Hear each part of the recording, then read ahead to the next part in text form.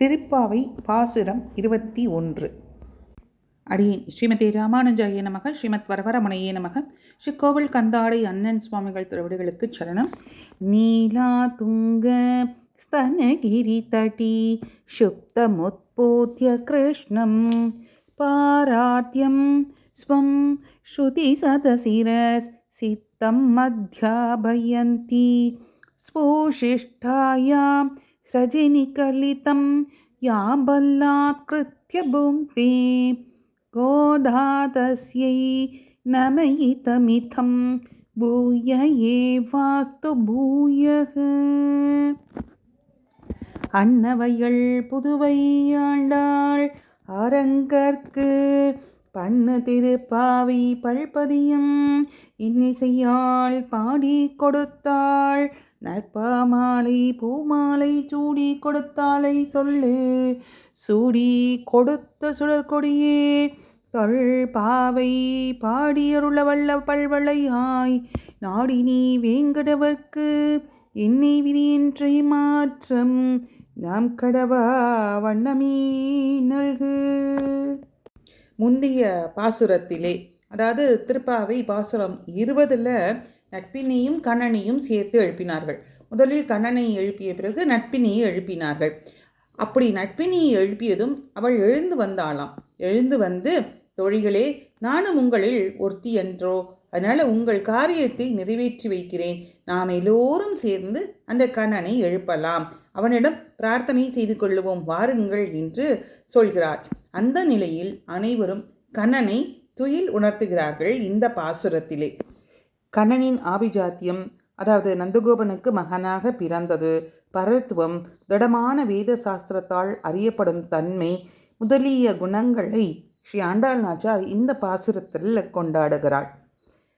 இந்த பாசுரத்தை பார்ப்போமா? 21வது நாள் பாசுரம். ஏற்ற களங்கள் எதிர்பொங்கி மீதளிப்ப மாற்றாதே பால் சொரியும் வள்ளல் பெரும்பசுக்கள் ஆற்ற படைத்தான் மகனே அறிவுராய் ஊற்றமுடையாய் பெரியாய் உலகினில் தோற்றமாய் நின்ற சுடரே தொழிலாய் மாற்றார் உனக்கு வழி தொலைந்து உன் வாசற்கண் ஆற்றாது வந்து உன் அடி பணியுமா போலே போற்றியாம் வந்தோம் புகழ்ந்தேலோர் எம்பாவாய்.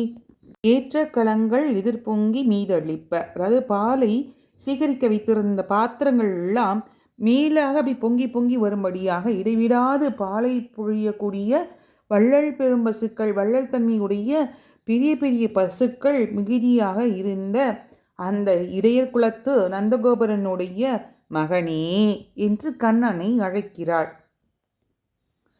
ஏன் பசுக்கள் நல்ல பெருத்து இருந்ததாம்? கண்ணனின் ஸ்பரிசம் பட்டதனால அங்கே பசுக்கள் எல்லாம் பெரும் பசுக்களாக இருந்ததாம்.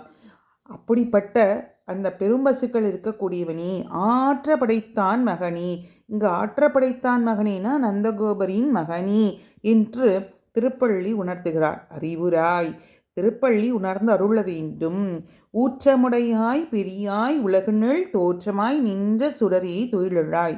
உயர்ந்த பிரமாணமான வேதம், அந்த வேதத்தில் சொல்லப்படும் திண்மையை உடையவனே, பெருமையை உடையவனே, உலகத்தில் எல்லோரும் பார்க்கும்படி நின்ற ஒளி உருவானவனே, சுடரே, சுடரேனா ஒளி உரு ஆனவன், துயில் எழு, மாற்றார் உனக்கு வழி தொலைந்து உன் வாசற்கண்.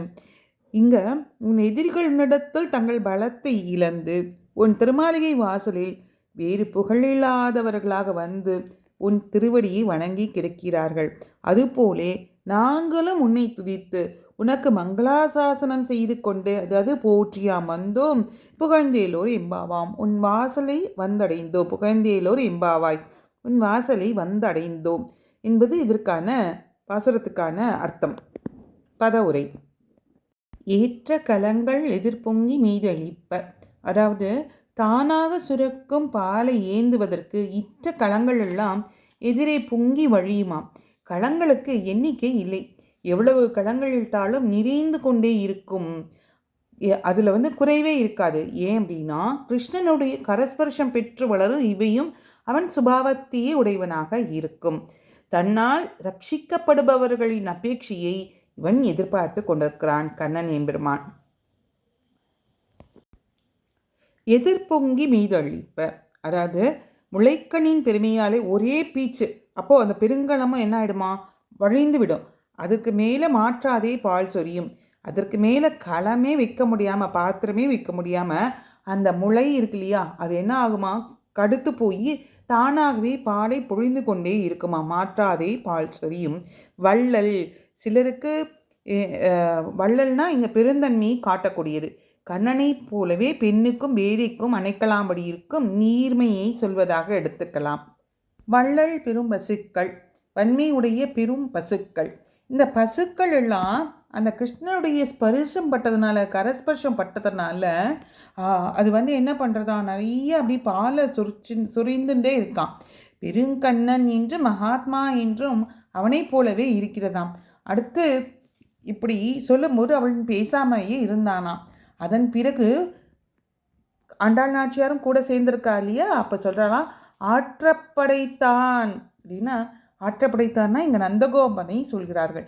விசேஷமாக இருக்கக்கூடிய நந்தகோபனின் அந்த ஏற்கனவே அம்பரமே தண்ணீரே சோரே அறம் செய்யும் நந்தகோபாலான நந்தகோபரனுடைய பெருமையெல்லாம் தானம் தர்மங்கள் செய்யக்கூடிய அந்த நந்தகோபரின் மகனே, ஆற்றப்படைத்தான் மகனே, நந்தகோபருடைய செல்வமே, அதாவது இங்கே செல்வம்னா இங்கே கண்ணன், ஆற்றப்படைத்தான் மகனே அப்படின்னு கூறி அவனை எழுப்பி, மகனே அறிவுராய், நீ உன்னை ஆறாக நினைத்து உறங்குகிறாயோ, ஒருவரும் பார்த்தறியாத பரமபத நாதனிடமா நாங்கள் துவழ்கிறோம் என்று கேட்கிறார்கள்.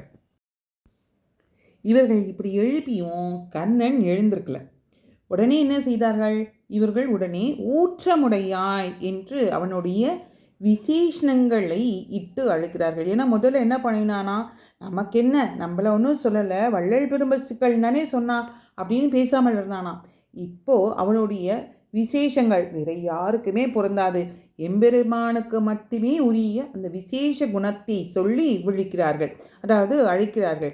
ஊற்றம் உடையாய், ஊற்றமுடையானா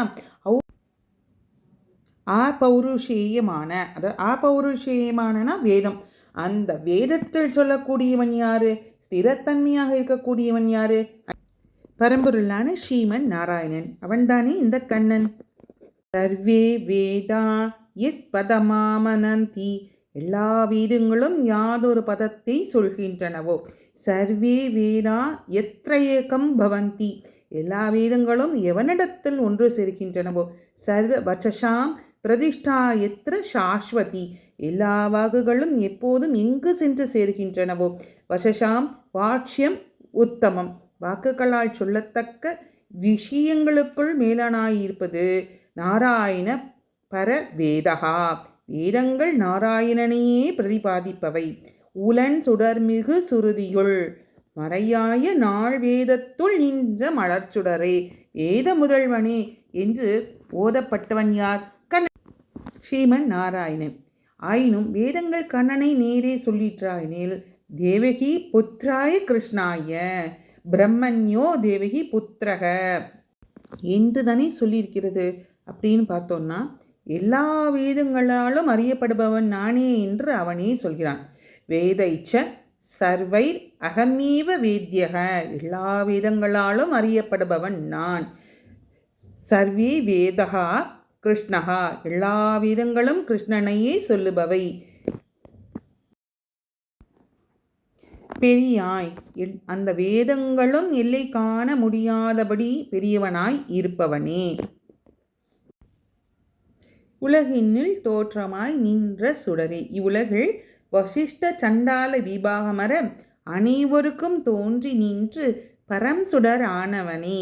இவ்வுலகினுள் மிகழ்ந்த ரொம்பவே தாழ்ந்தவரான சம்சாரிகள் வெறுக்கும் இந்த உலகு, இந்த உலகிலே அவன் எப்படி வந்து நின்றான், தோற்றமாய் நின்ற சுடராக தோன்றி நின்று ஆயிரக்குளத்தில் தோன்றும் அணிவிளக்கு என்றார் போல அவன் பிறந்து, கண்ணா கீழெழாய், மாற்றார் உனக்கு, உன்னுடைய சத்துருக்கள் உன் பலத்தாலே அவர்களுடைய பலம் அழிந்து கதியற்று உன் வாசலிலே வந்திருக்கிறார் போலே நாங்களும் வந்திருக்கிறோம்.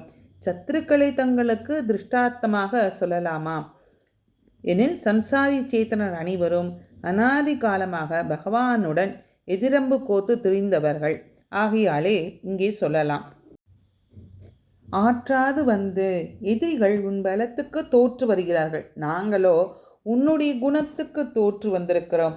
அம்பாவது உடனே கொன்றுவிடும், ஆனால் உன்னுடைய குணங்கள் இருக்கே அது எங்களை சித்திரவதை செய்கின்றன. வல்வினையேனே ஈர்க்கின்ற குணங்களை உடையாய் என்று பாசுரம் இங்கே எடுத்து காட்டப்படுகிறது. யாம் வந்தோம், நாங்கள் இந்த ஆற்றாமையாலே நாங்கள் உன்னை போற்றி யாம் வந்தோம். போற்றினா பல்லாண்டு பாடி, எப்படி பெரியாழ்வார் பல்லாண்டு பல்லாண்டு என்று பாடினாரோ அதுபோலே உன்னை நாங்கள் போற்றி புகழ்ந்து பாட நாங்கள் வந்தோம் என்று ஆண்டாள் நாச்சியார் அருளி செய்கிறார். இதோட உள்ளார்ந்த பொருள் அப்படின்னு பார்த்தோம் அப்படின்னா, வள்ளல் பெரும் பசுக்கள் நல்ல ஆச்சாரியர்களுக்கு அறிகுறி, ஏற்ற களங்கள் உபதேசத்திற்கு பாத்திரமான சிஷ்யர்கள். ஆச்சாரியர்களின் உபதேசத்தாலே இவர்கள் ஏற்ற களங்கள் நிறைவது போல பரிபூர்ண ஞானம் பெறுவார்கள். ஆச்சாரியனுக்கும் புத்தி உபதேசம் செய்ய வல்லவர் ஆகிறார்கள். ஞானம் அவ்வாறாக பொங்கி வழிகிறதாம். இத்தகைய சிஷ்யர்களை உடைய ஆச்சாரியனுக்கு இறைவன் விதேயன் ஆகிறான். ஊற்றம் விசேஷ அர்த்தத்தில் ஆசிரித பட்சபாதமாக இங்கே வருகிறது. ஸ்ரீ ஆண்டாள் நாச்சியார் திருவடிகளே சரணம். ஆழ்வார் எம்பெருமானார் ஜீயர் திருவடிகளே சரணம். அனைவருக்கும் நமஸ்காரம்.